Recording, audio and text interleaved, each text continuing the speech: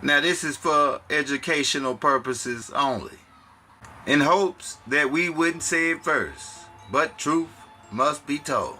Now as we proceed to give you what you need, this is volume 4. We breaking down more of the Killer Clown's tactics that has been utilized for years against our people. Now before we go in further, we just want to get one thing clear. Now here's the master teacher, Dr. Malachi Z. York L, and keep in mind about the L. And here's the master teacher rocking a fez in the court, letting you know he was on the more science tip. Now keep in mind what I told you. When you start teaching about the Moors and you start rocking this crown, the killer clowns who rock our crowns and know about the mounds, man, will come after you to take you down. What is this about? This is about influence, which is why Baba's being held right now, right in the same jail with Larry Hoover and Jeff Fort, in a place called Influence, Colorado. Like we say, there's Jeff Fort right there with a fez on. Now you see the connection? Jeff Fort with the fez, master teacher with the fez, Noble Drew Ali. Put it all together. These brothers got labeled as bad jacketing, and the whole time they were Moors and Hebrews. Now remember what I told you. The two things they don't like you talking about is the indigenous and native to the land, and mentioning the word Moor, or Washita, or Muskogee, right? Shinnecock, names of these natures, they don't like you mentioning. That's number one, these killer clowns. And number two is, they don't like you doing the Hebrew Israelite thing. They don't like you keeping the laws and commandments of God. And they really don't like you being Muslims neither.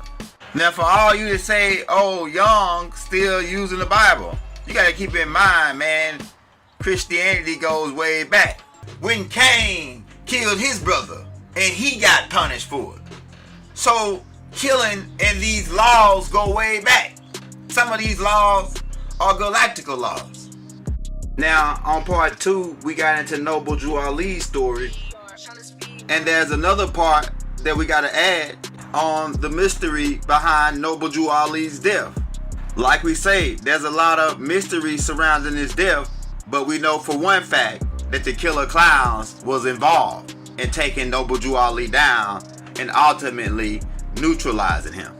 Now the other storyline is that the dude Clyde Green Bay, who was hired by the killer clowns to infiltrate the Moore Science Temple and divide and conquer, storyline that came from Baba, from the old head, and the other old head that was in the Moore Science Temple, is that Clyde Green Bay did not get stabbed up by the 3 women at Unity Hall, which is what the FBI reports read. Storyline goes that Clyde Green Bay did not get killed, and in fact, when Noble Drew Ali got arrested and released, he was called in by the killer clowns, he and his helpers, and soon as Noble Drew Ali got out of jail, they walked up behind him and stabbed him up. Word on the street is that Clyde Green Bay was also knocking down Noble Drew Ali's old lady behind his back. So he had a lot of vendetta and a lot of hate for Noble Drew Ali, and several motives to infiltrate and take down Noble Drew Ali. So that's the storyline that the old head that was around Pops gave. Also, it matched identical to the story that the old head in the Moore Science Temple gave. So we just wanted to clear that up. Like we said, we know the killer clowns was involved, hands down. They used every tactic in their handbook against Baba. These guys don't fight fair. They break all the rules. Their whole motive for taking down Dr. Malachi Z. York is dealing around the Moore science and the Native American stuff. I'm telling you, man. Also, might we point out, is when Marcus Garvey hooked up with Noble Drew Ali and they start doing the Moore science and rocking the feds. Tara Bush, for you guys that say, oh, it's not a feds. Okay. Here's a picture of Marcus Garvey, man, which they termed the Garveyites, rocking the feds. And you wondering why the killer clowns came after Marcus Garvey to shut him down. I mean, we ain't gotta beat it over your head to show you what these killer clowns was all about. Now in Jeff Fort case, they used several tactics. One of those tactics is called bad jacketing. Another tactic is called illegal entries. Now how this tactic essentially works is the informant infiltrates the organization using several tactics such as espionage, sabotage, pretty much surveillance. Then what they begin to do is sell the members or entice the members to commit crimes. Some of these things include doing check fraud, credit card fraud, money scamming, money laundering, counterfeit, selling the members weapons and explosives, convincing and entrapping and coercing members to do burglary, to commit crimes, natural crimes, so that they can later use this as leverage against the organization. These tactics were used, like we say in Jeff Fort case, his people were sold an illegal rocket launcher, and this was later used to frame him. Also, they tried to tie him in with a foreign government such as Libya, right? And keep in mind about the Libyan flag with the star and the crescent, the black, green, and red flag, which just so happens to be the same flag as Turkey, except Turkey's flag is all red. Now hold tight to these images and these symbols, because they're gonna come back up later in the class. Also, might I point out that the guy that was over Libya since 1942 is Muhammad Gaddafi, who later is taken out by the Knights of Templar when he becomes a threat to national security, because he started threatening the US dollar by trying to reenact the gold standard. So what did the Knights do? They went over in his own country, infiltrated it, and began funding the rebels using their propaganda tactics, and got their own people to take Muhammad Gaddafi out. So they connected Jeff Fort with Libya and said that Libya was paying him $2.5 million to do a terrorist act on American soil. And he got framed for this, and I think a murder, if I'm not mistaken, and they gave him 79, 80 years in Florence, Colorado. Now, like we told you, Florence, Colorado, or Influence, right? Colorado is really a prison for terrorists, which they labeled Jeff Fort in his organization. Now think about this. You see this picture of Jeff Fort right here, to the right side with a fez on, and the brothers in the back rocking fezes, and the other brothers dressed like Hebrews, and these brothers wearing the full beard like Hebrews. Remember, we told you the two number one things they don't like you doing is talking about the nationality indigenous thing and keeping the laws and commandments.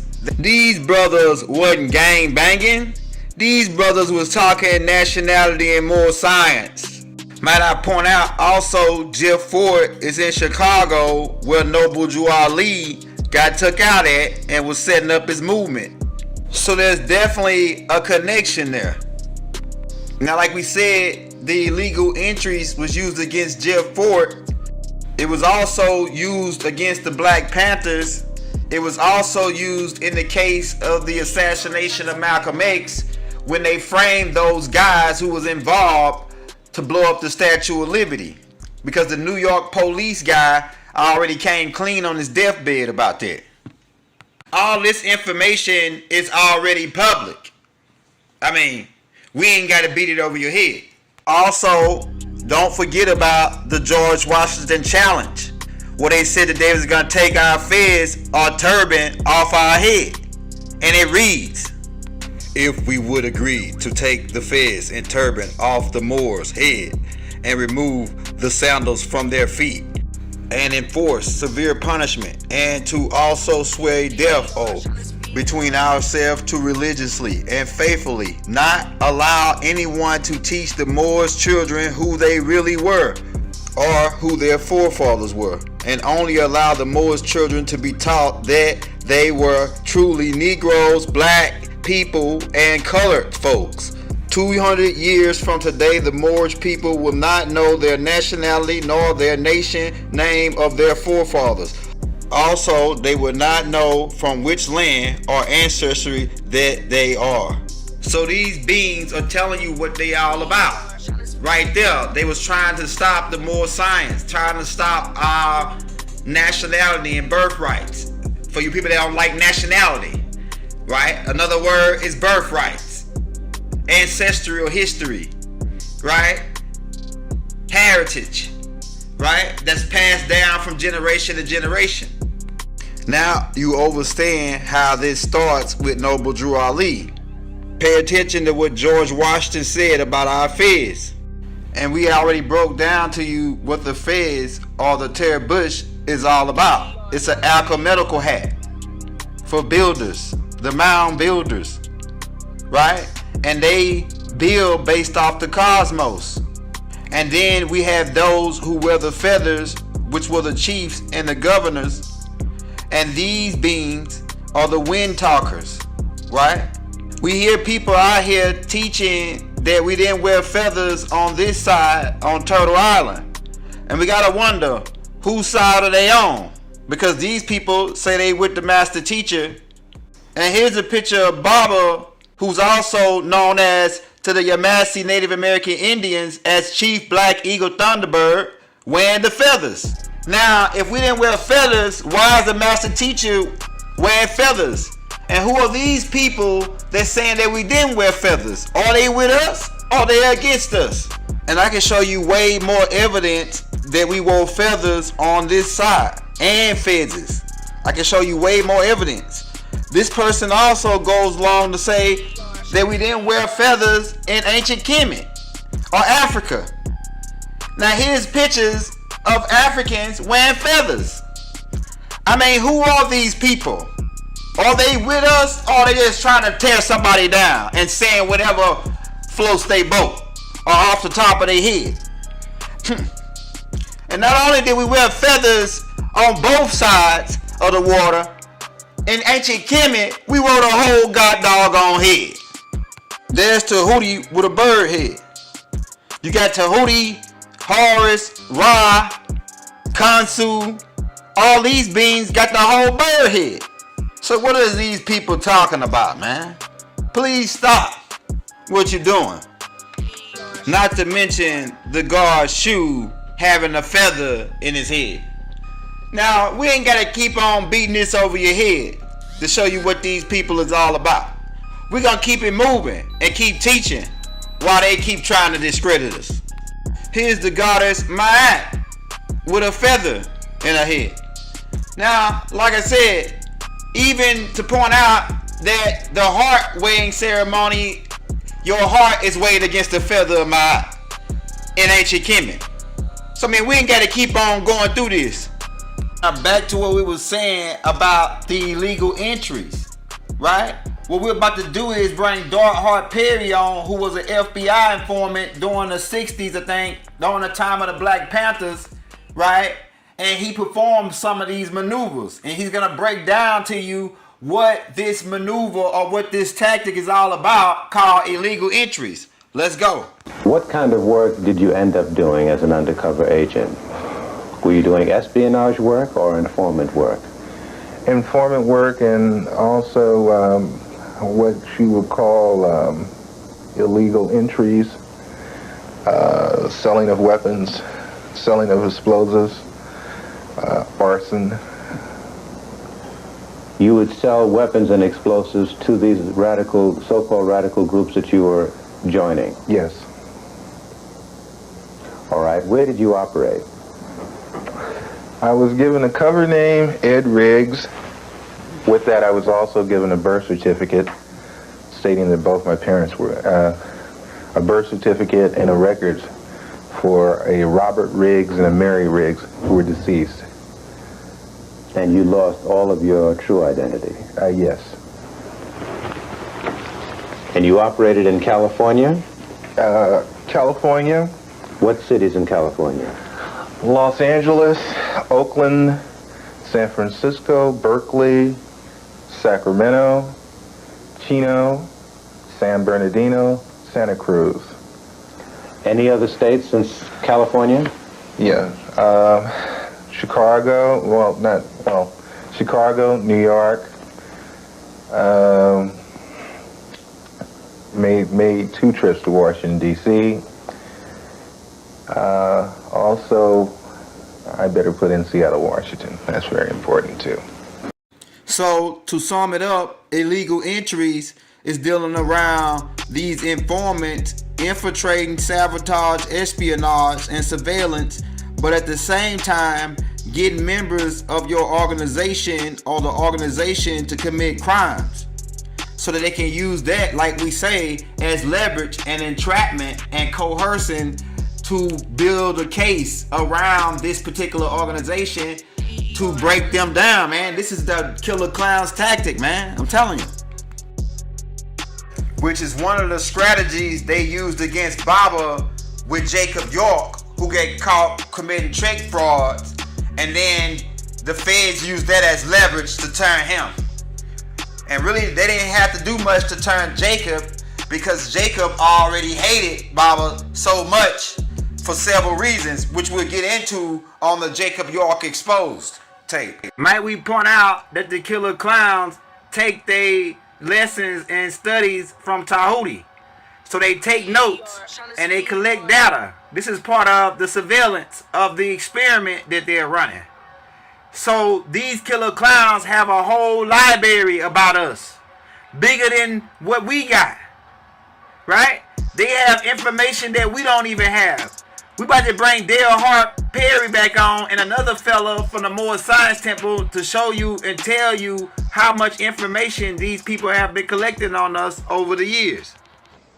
You also were active in the infiltration of many cultural groups. Before we go into that step by step, how much research and study did the FBI engage in of black culture in the late 60s? A great amount. Give me an idea. From the thing is, I can, they have a file on every type of magazine that blacks read. They have a file on the music. Music, dance, theater, actors, comedians, you name it, man. And they would actually study these different... Yes. Oh, yes, definitely. What would they do with music? To understand the people, you have to understand the culture. To infiltrate, you have to understand. You had a lot of so-called white liberals that were infiltrating the so-called black groups, using the information that they had gathered from the studies of blacks. You mean just to understand the behavior pattern of our people? Oh yeah, I can, Will Heaton could name out some jams of Miles Davis that I hadn't even heard of. He could name off some books that I hadn't even read pertaining to black culture. Did you ever see agents actually studying the music of... Yes. Yes, I've seen them going over even video portion of cultural events. The understanding, like when, you have an organization like Leroy Jones' Black House. You remember that? Okay, Leroy Jones's place, which was done on the thing of tribalism. That's where I first heard the word Kintu, Mantu, Huntu, Hentu. These words of the African continuum. I learned that from an agent. He ran it down to me. They make in-depth studies of the personalities of the people they're dealing with too, culturally. It always helps when it's the thing of, you can take their culture and use it against them. How large would you say an extensive collection on our culture would you say the FBI has? Would you rate it as large as a particular library, like the Schomburg Library in Harlem? Or... I would rate it better. I would rate it better, and the fact is that they go into details that we probably would overlook. Will Heaton used to meet me in different places. You know, Will Heaton, that was one of my supervising agents. There is a certain bar in the Los Angeles area where people into black cultural things met, and Will Heaton used to meet me there. And he would go into very long and tiring conversations with some very articulate brothers about culture, African culture, and Afro-American culture. Eventually, what these so-called FBI guys would do, they would send me back, and then they bring me back. You remember, it was like 3, maybe 4 times that week before they released me finally, that they came and got me out of my cell and they was questioning me things. And I'll never forget this. The second time they came and got me, they brought out a book about this huge, like 4 phone books, like wide. And it had nothing but Moorish information in it. And they asked me, did I know anything about, you know, any of these organizations, or did I know Prophet Noble Drew Ali, who is our leader, and all of this just crazy stuff. And I was like, let me see the book. I kid you not. When I looked in the book, every organization that claimed to be of the Moorish movement was in that book. All right, whether it was by way of snippets that they copied off a website, whether it was off actual documents from a temple itself, whether it was they had the info. Just my point. They had the info. Now remember, these are 2 European guys, and I looked through it and I was like, wow. So some of the stuff I was looking at, I was familiar with regarding Prophet Noble Drew Ali's message, you know, with the Constitution. Now, I saw a lot of different organizations that claim to be of the Moorish movement inside of this book. So my point is, they're watching, they're documenting, and they are taking notes. So even if you claim to be, you know, this high, you know, have high regard for Prophet Noble Drew Ali, and you don't enforce civics, they got you in the book as well, but you've been neutralized. You've been neutralized. That's the point. You've been neutralized. Might I point out that the killer clowns will stop at nothing to keep you from claiming your nationality or your birthrights to the land and knowing exactly who you are. They don't want the children to know who their forefathers are. Also to add, right after Noble Drew Ali's death, many organizations spun up. But the main organization that is mentioned of is the Nation of Islam. Now there's a lot of mysterious things about how the Nation of Islam, or why they were set up, by a man named Master Farad Muhammad directly a year after Noble Drew Ali's death. Supposedly, Noble Drew Ali and Master Farad Muhammad go way back. This shit is deep. This is a picture of Noble Drew Ali and Master Farad Muhammad when they were children. The picture is really old and we can't really make out the faces, but they had this picture on one of the Moore Science archives saying that Noble Drew Ali and Master Farad Muhammad go way back. One storyline goes that Noble Drew Ali was an orphan, another goes that he was raised on a Cherokee plantation by adopted parents, or by his crazy aunt. It's a lot of different storylines on it. Now there's several different pictures floating around of Master Farad Muhammad, and several alias names that they said that he went by, like David Ford and a whole bunch of other names. Now he has a run-in with the FBI right around the same time he's setting up the Nation of Islam, and he's explaining to them how his new organization is set up. Now to me, and it's just my opinion, but Master Farad Muhammad looked like an Italian or Turkish guy. Also, the flag of the Nation of Islam is the same as a Turkish flag, but just spent around. Also, that flag and crescent is tied in with the Libya flag. So it's all connected. It's going to come back together in a minute. Some people have reason to believe that the Nation of Islam was set up by the Killer Clowns and the Jesuits. Now, a lot of people don't even know about the Jesuits or never even heard of them, which is the dark or underground priesthood of the Vatican. Rumors is that they are responsible for the dirty work of the church. Essentially, the storyline goes that J. Edgar Hoover, who was a killer clown, set up a thing called Operation Black Death, which was a code name for to prevent the rise of a Nubian or black, what they would call Messiah type figure who would come to lift his people up. And supposedly through this Black Death, with the help of the Jesuits, the word on the street is that these guys set up the Nation of Islam so that they could closely monitor the rise of a Messiah. Now, we don't care how the storyline play out. We love Elijah Muhammad. Elijah Muhammad was one of us. And may Allah be pleased with him. We who are knows everybody's not perfect, but we strive to be though. So with that being said, peace be unto the Honorable Elijah Muhammad. Now I don't know if y'all remember this guy, but this guy name is Natural Tahuti. And he did a show on Sonetta TV about the Nation of Islam being set up by the Jesuits. And we get ready to cut to that clip. But mysteriously, after he did this tape, he started having a lot of run-ins with the police. And all we saying is what happened to Natural Tahuti.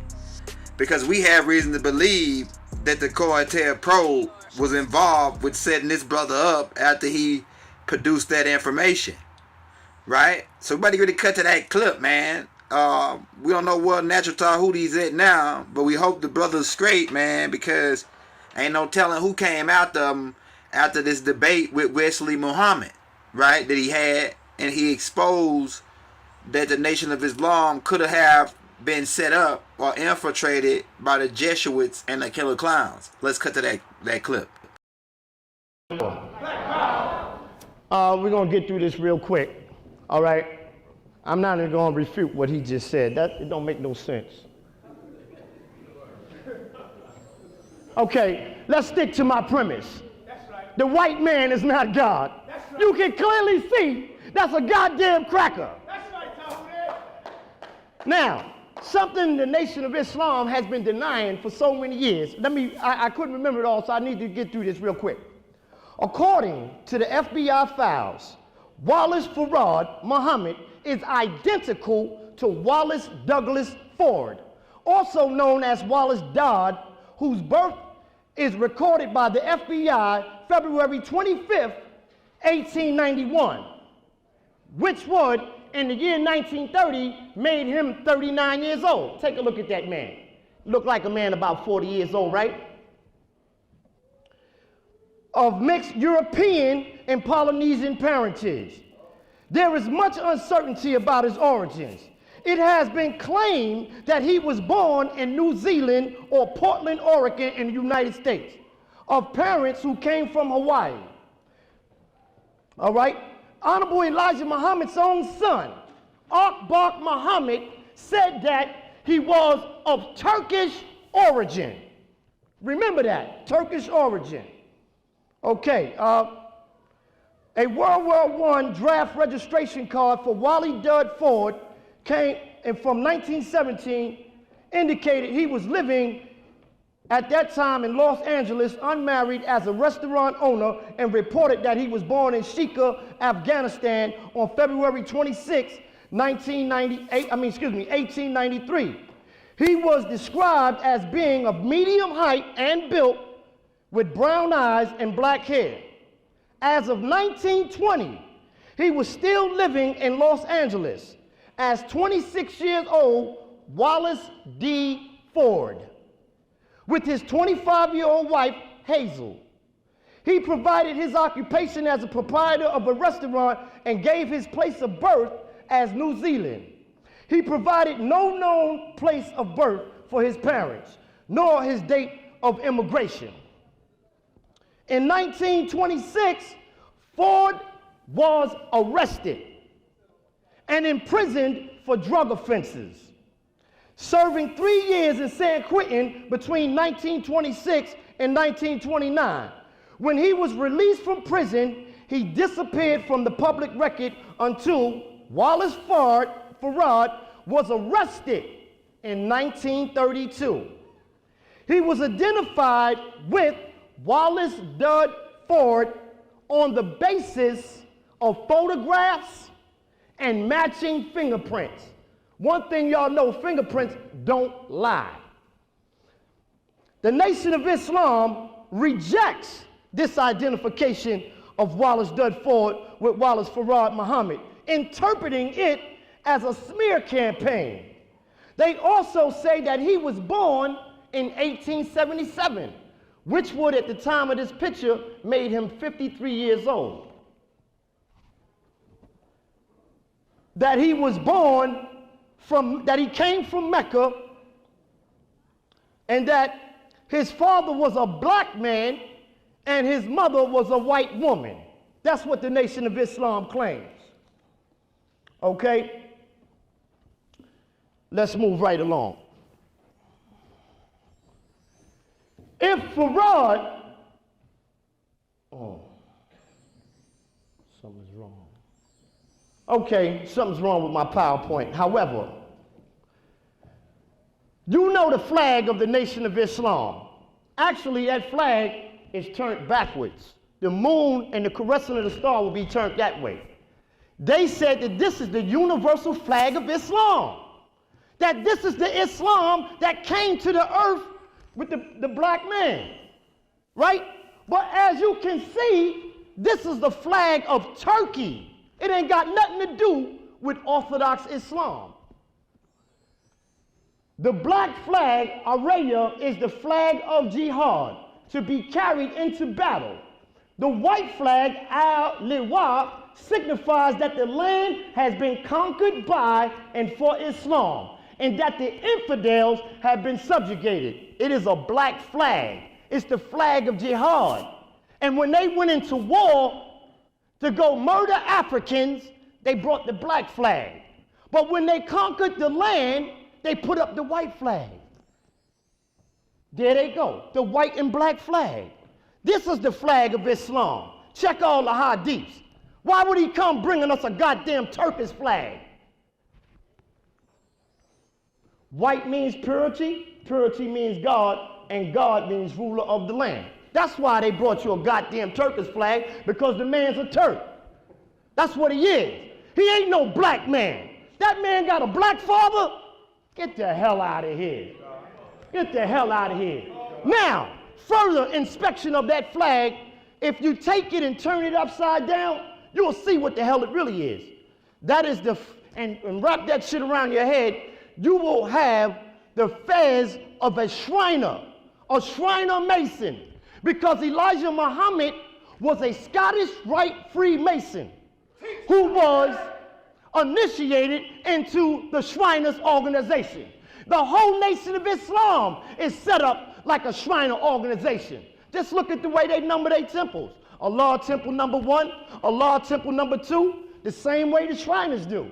Go look at a Shriner temple. Allah temple number 1, Allah temple number 2. What the hell is the difference?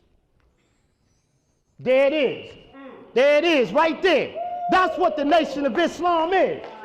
Take a look at that white man. That is the only goddamn Islam that they came bringing you. Now take a look at Elijah Muhammad and look at that white man. They both wearing the tassel on the same side. They Masons. That's a goddamn Shriner. And look at that Quran in his hand. So he got to take full responsibility for that Quran. Because that's what he came bringing you. And he told you that that was the black man's religion. Elijah Muhammad stated, I will not go into the history of the Masons, since I was a Mason myself once, and I swore not to reveal the secrets.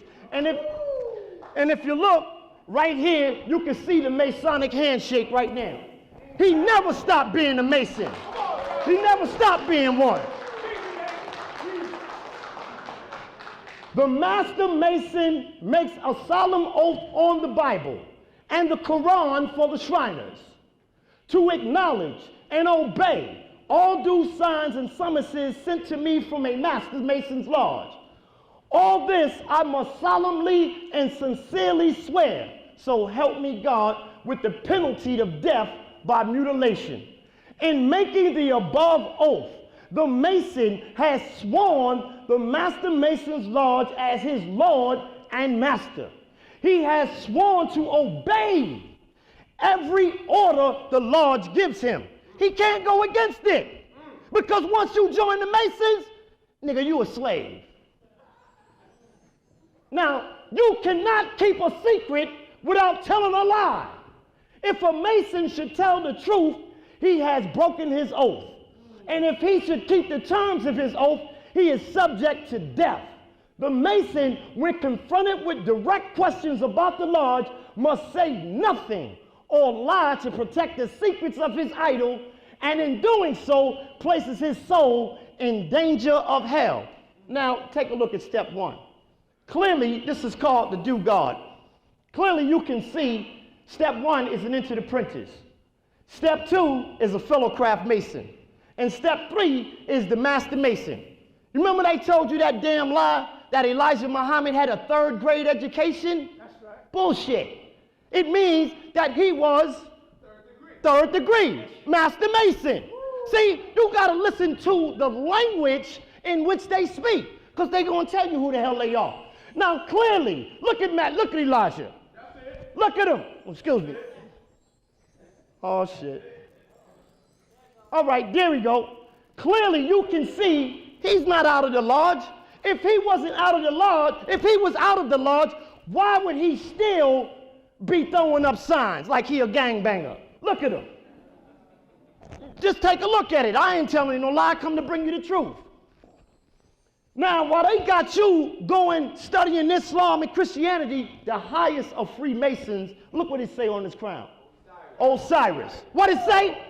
It say Osiris. While they got you bowing down to some goddamn Allah, they over there worshiping Osiris, Lord of the perfect black.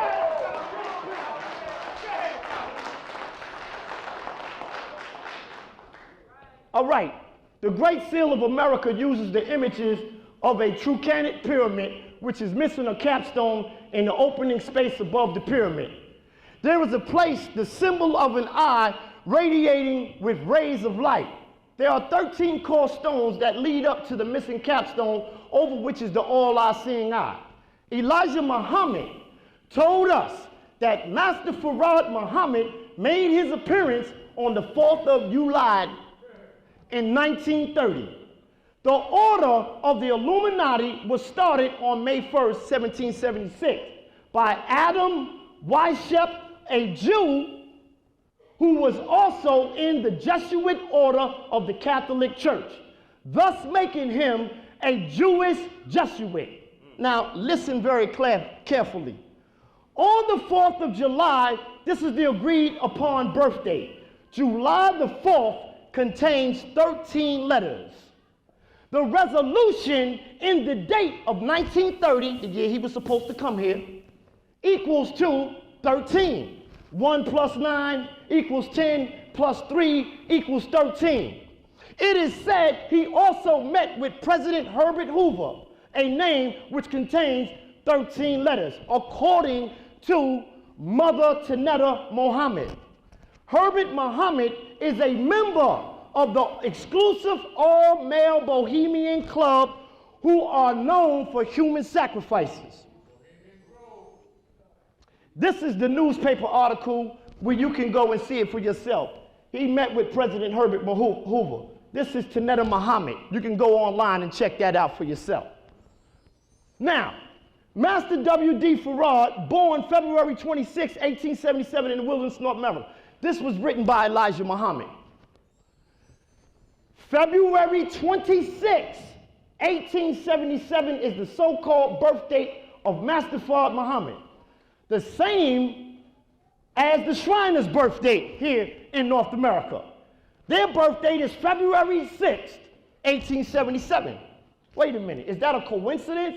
He's born February 26th, 1877, and the Shriners are born February 6th, 1877. Only thing they did was put the 2 there. You can clearly see that. Let's go on. The ancient Arabian order, noble mystic Shriners. There it is. And you can see, this is what the white Shriners do. Look at it. Look at that pyramid right there. Look at the pyramid. Right? That's the pyramid. You can see they clearly are worshiping your ancestors. Now, the 4th of July, 1930, it has reference to do with these men right here, 13 Masons. These are the 13 Masons who created the Shriners. And this man right here, Walter M. Fleming, is a known Illuminatus. So if you listen to the language in the Nation of Islam, you can clearly see that 4th of July, he made his appearance, 13 letters.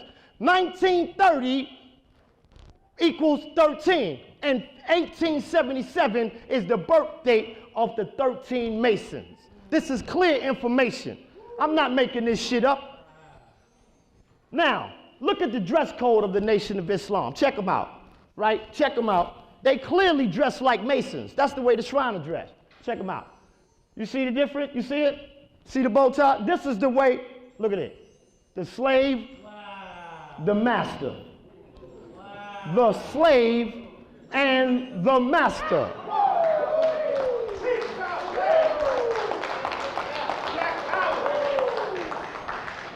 J. Edgar Hoover was a Shriner. Everybody thinks that the COINTELPRO was put here to dismantle the Nation of Islam, to bring about a smear campaign. No, it wasn't. The nigga's a Shriner, right? That is just the sword over Elijah Muhammad's head.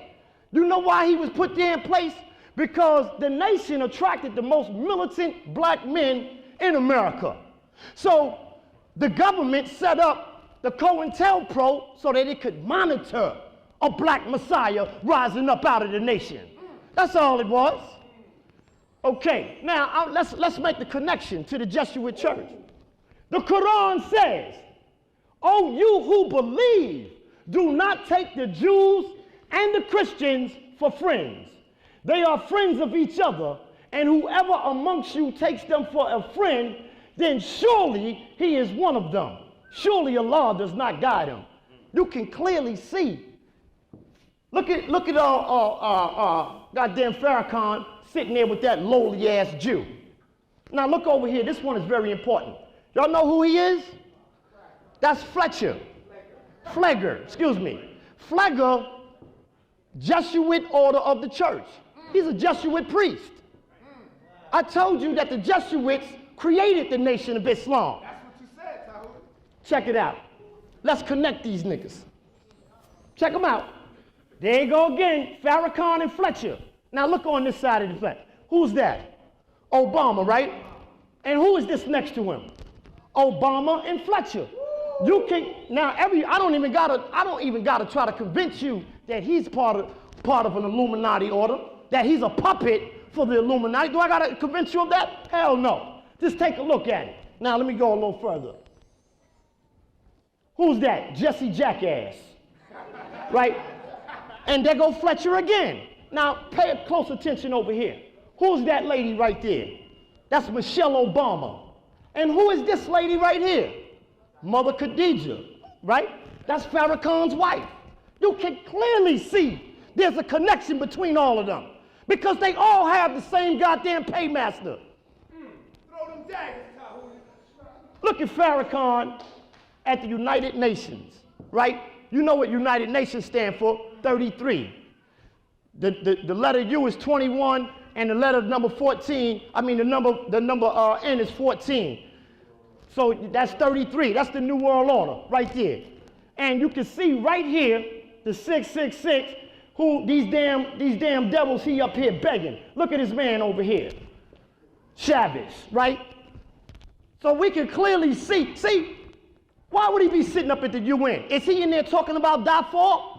Is he in there talking about them damn white Arabs over there enslaving Africans? Hell no. He in there begging them. Okay, that's Darfur. He not in there talking about Darfur. Let's go on. Right here.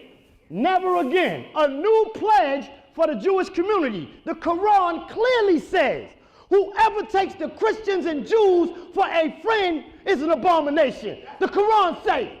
That ain't my book, that's his book.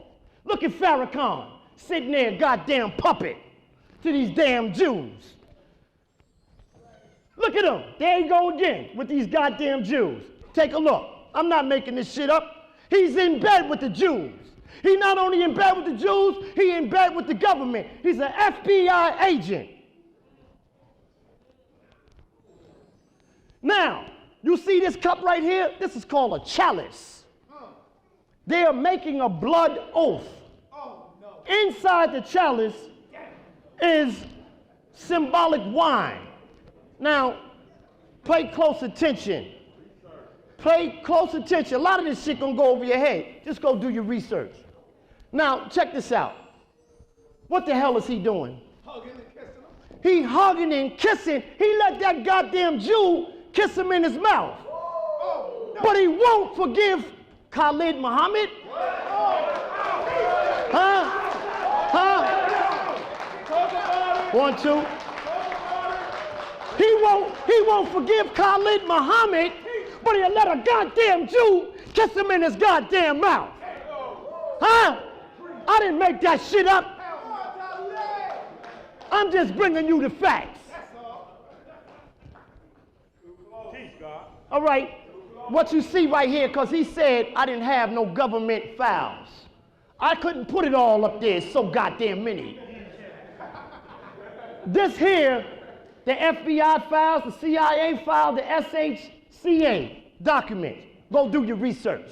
This is called the Warren Commission. You know what the Warren Commission is about? The Warren Commission is about the murder of JF Kennedy, the president, right? So these files ain't even about the Nation of Islam. It's about the murder of JF Kennedy. Why would Elijah Muhammad's name pop up in the goddamn Warren Commission? Why would it? I'm gonna tell you why. I'm gonna tell you why. In this letter to Harris, it was reported that Gregory stated that the assassination of President Kennedy was masterminded by J. Edgar Hoover and H.L. Hunt. Pay close attention to that name. And when you leave here, go do your research. Gregory claimed that the Warren Commission had 2 reports. Excuse me. Had 2 reports on the assassination and knew of the directors, that's J. Edgar Hoover, and Hunt's participation. However, they did not release the true facts of chaos, they did not release the true facts as chaos would result. Gregory alleged the director was one of the plotters due to a falling out with the Kennedys, and the former attorney general had been appointed to watch over him and slowly ease him out of the FBI. Gregory claimed to have positive proof H.L. Hunt financed the black Muslims, but such proof was confidential. Gregory also alleges the FBI had him under constant surveillance and would someday in the near future put an end to his life. Further, that prior to this assassination of President Johnson was aware of the plot but was powerless to stop it because to do so would admit the FBI and the intelligence hierarchy controlled the country. Now, I know y'all not gonna take my word for it, so I brought somebody back from the grave to tell you. But first, that's H.L. Hunt. This guy right here is a billionaire. He's a Texas oil man, right? Elijah Muhammad was in bed with him along with the Ku Klux Klan. I know you're not gonna take my word for it, but I got a surprise for you. Okay, that's him again. Now, Malcolm said that not at one time did they throw a rock or say boo to the damn Ku Klux Klan, right? They never said anything. Let's move on. the Ku Klux Klan, and right here you can see the Aryan Nation sitting up at Savior's Day. Why the hell would the Aryan Nation be sitting up at Savior's Day?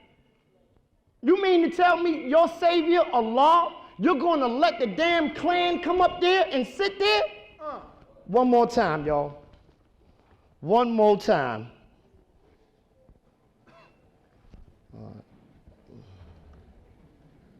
X said, and you can go back and do your research on this. Malcolm X said in 1960, he was at the house of Minister Jeremiah.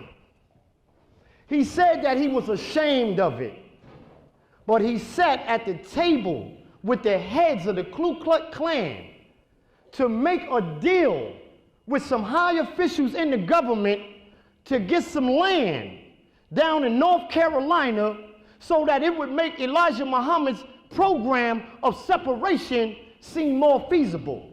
Now, you can go out and get the Laughing Lieutenant and you can check that out for yourself.